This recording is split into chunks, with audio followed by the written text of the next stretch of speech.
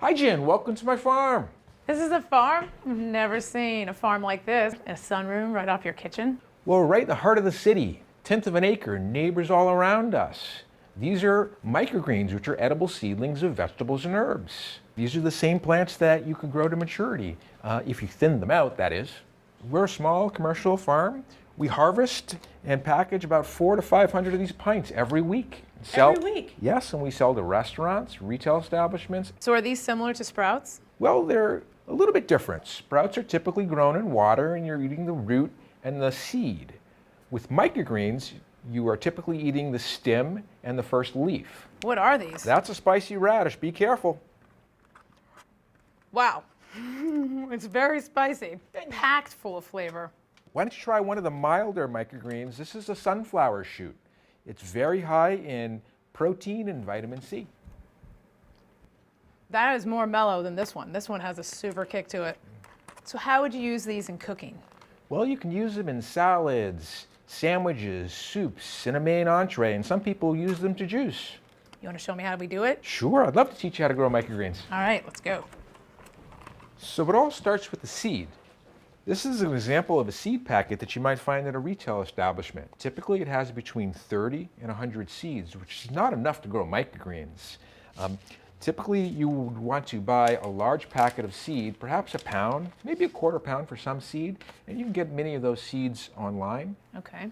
So this is an example of radish seed that I've pre-soaked to speed up germination. Now, one of the concerns people have with pre-soaking seed is contamination, in particular E. coli and salmonella. If you have one bad seed, it can spread to the rest of the seeds when you're leaving it in water. So in order to minimize some of that concern, I use about a teaspoon of hydrogen peroxide to inhibit the bacteria. And that's okay for the seed? It's perfect for the seed. In fact, this is organic and seeds love it. Excellent.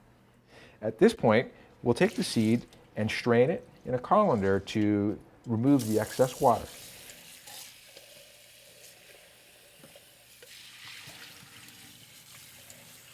Some of those seeds look like they're starting to pop open. That's correct. It doesn't take long for the radish seed to sprout. So I rinse the seed, let it drain a little bit, and at this point, the seed is ready to be planted. All right, let's do it. So the great thing about microgreens is they're great for apartment dwellers, they're great for kids, and you don't even need a specialized container to grow them. It's as simple as using a strawberry container. And these are easy to find, right? Very easy to find. But I'm a commercial guy, so I like to use larger containers. These are called 10-10 flats. You can get 10-20 flats as well. Why don't we start planting? That sounds great. So what we're going to do is you're going to take this organic soil and pour about half of it in the flat. So the soil only goes halfway up the top. That's correct. That's all the soil you need.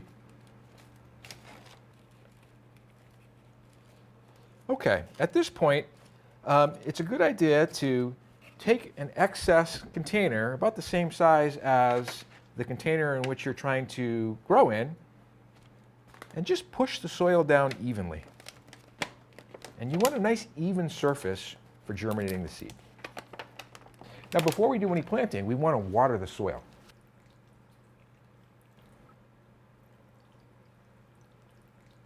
Okay, now we're going to seed.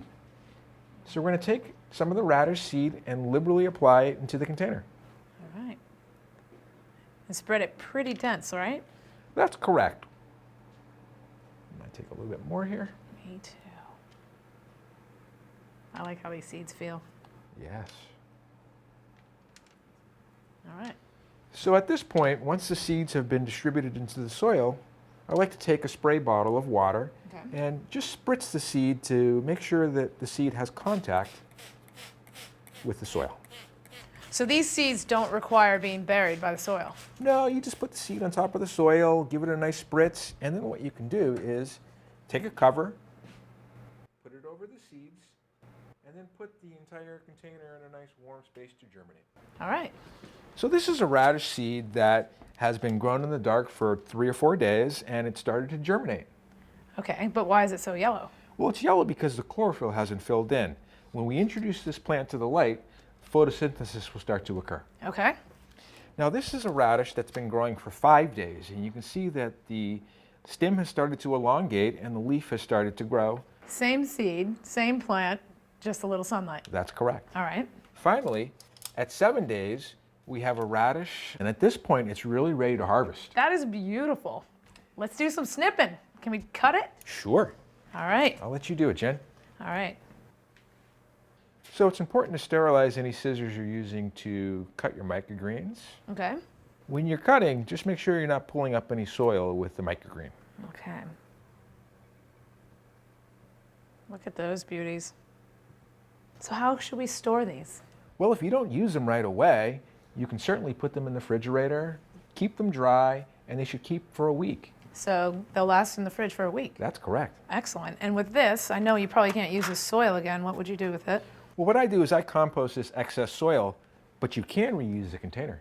Excellent. Thank you so much for having me here today. Thank you.